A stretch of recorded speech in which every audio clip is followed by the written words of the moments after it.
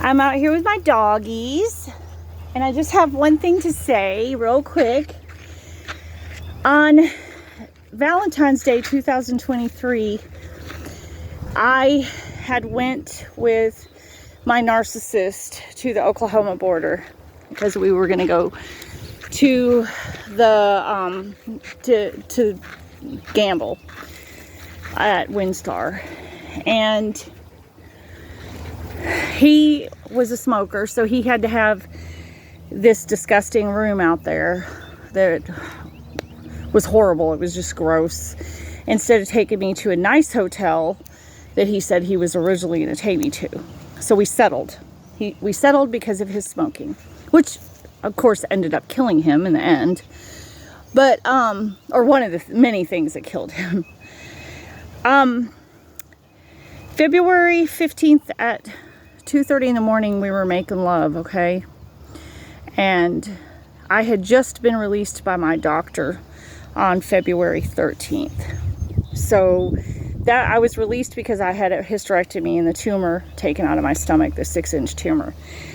So I was well ready, you know. I do admit that I had a sex addiction for him. I probably always have had sex addictions. But he was who I wanted. I didn't want to have sex with anybody else but him. Even though he was a liar and a cheater, and he abused me and he hurt me horribly every single day. So I've gotten to the point in my life where, like, see my babies over there? I've gotten into the point in my life where being abused by him for 7 years, being abused by another narcissist for 4 years, being abused as a child, being abused by 2 husbands, I got to the point at this point in my life where it's very hard for me to be without my dogs. I have severe PTSD and trauma, and I can't really go into the city without feeling panicked.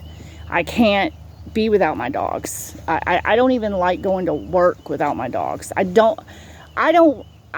have it bad, okay? And I'm trying to overcome it. I'm trying to get to the place in my life where I can do things without having so much anxiety and panic. So anyway, at 2:30 in the morning on February 15th, my cuff broke. My vaginal cuff broke. And we had been doing it doggy style. And so I feel like that was probably what broke it, okay? Because I probably really wasn't really healed up there like I needed to be because of the cancer. And the cancer apparently is out of my body now. But, okay, so he said, "You're bleeding." But right at that point, the phone was ringing and it was started ringing, and it was Janice, his other harem girl, that he told me that he was just friends with, and that was it. He told me they never had sex before, and I actually believed him. Even though I didn't believe him, I believed him because I wanted to believe him, but I didn't believe him, okay? And she was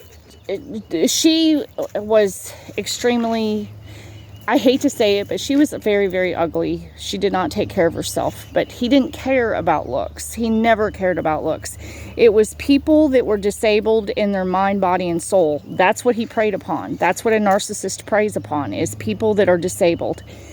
I was rising up. I was rising up out of my disability, and I was taking care of my own self. I had my own house. I had my own car. I had things like that, so you know, he felt that was a threat to him, you know, me having my own life. So anyway, she's calling at 2:30, 3 o'clock in the morning, and I'm like, why is she calling? Oh, now, and I hate to be this graphic, but we're women, okay? Oh, now I lost my heart on, you know, now I lost it. Because you had to bring up her name. Of course, it was my fault. Why is she calling you at 3 o'clock in the morning? Well, after he died, I would find out, I would be questioned, where was he on Valentine's Day, okay? So obviously people were talking, and he had lied to other people when he was with me, okay? Because that was just his game. Here's the part that hurts about all of this. Oh, there's many things that hurt. That's the last time we ever had intercourse. Now, we played around after that, and I bought these dresses, and I was like, oh, I can't wait to wear these sexy clothes for you. And I really do. Let me point this out. I wanted to marry that man when we were living together. I felt like I did not want to go to hell for having sex outside of marriage. I wanted to be married to him. He told me point blank, you're not good enough. That's what he told me. He was sleeping with other women, of course. Now, I know that. And I'm sure he had plenty, and he hid them all from me. And that's why he was always accusing me of secret lives. It's because that's what he was doing. But he told me I wasn't good enough to marry. And I had a dream not long after that. And God came to me in a dream, and he said, the blood is not on your hands, it's on his. And I'll never forget that. My point that I wanted to come on and talk about this today was that I had a sex addiction. He was my sex addiction. He was my addiction. He was the man that I pretty much just probably idolized. I don't even know why. His teeth were falling out. Because I'm sure his heart was bad, and he didn't take care of himself. He was very sickly, but he was also skinny the way I like my men, and he had his little hairy chest, and he was well endowed, and since then God has been helping me through with my sex addiction. And God had told me he was going to take my sex away before I even found out I had cancer. And he did. And then I had sex with Kyle. That's what his name is. I'm sorry, I just said his name. But then I had sex with him that night. And after my cuff broke, and after I got out of the hospital, because I had emergency surgery, and they had to care flight me to the city, because my intestines were literally hanging down my vagina. And I'm only 1% of the women in the world, I think it's the world, that have had that happen to them. So I remember saying that he and I will probably never have sex again. And I don't know how I knew that, because then he died. I bought little cute dresses, and I was like planning, whenever I get well, let's go play around and have fun, and let's go to the state park, and when they die,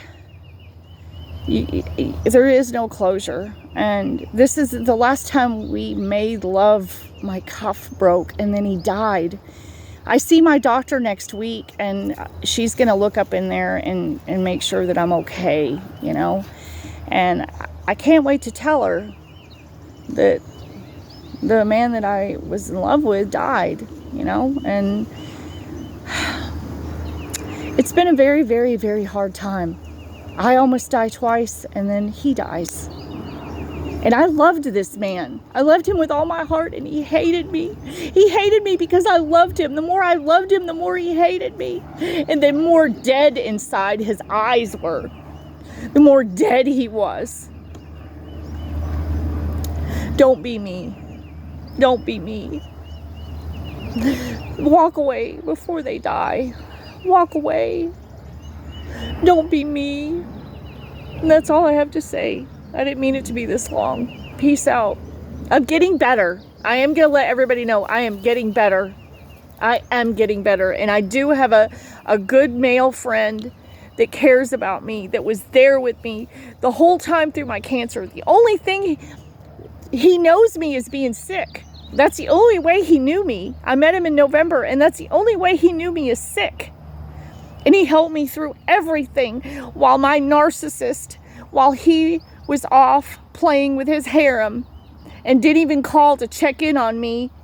We were actually in the same hospitals together, and I just remembered that we had to both go into the same hospital because we lived an hour and a half apart from each other, because my cuff broke, and they referred him to that hospital because he had a really bad ear infection, and his ear was draining pus, and it was real swelled up, and that was our last time we had sex together, was when my cuff broke and his ear is so swollen up that he's crying out in the middle of his sleep. That's the memories that I get to be left with. That's it. That's what I get to be left with, y'all. Try to walk away before something like that happens. I know it hurts. I really do. I understand it hurts so bad. But mine died. And there is no closure. You have to make the closure happen for yourself. And that's out. Peace. That's all. Peace. Yeah, see, I'm all upset. I'm all upset. And here's my dogs. My precious little babies. I love them so much, and I'm so thankful for my animals. And thank you for being there and listening to my testimony. I want to get to the point where I can just assure other women and even men that not to let them kill you, because they will try to kill you. They will try to kill you. I believe I had cancer because of that man. That's why I had pancreatitis, because of that man. And while I was in the hospital with pancreatitis, he snuck in my room one night. I thought he was a demon, and he was standing over my bed, and he was accusing me of taking off my shirt and taking boob pictures and sending them to other men. I went through hell with this man, and I loved him, and I just wanted a normal life, and I just wanted peace. Don't be me.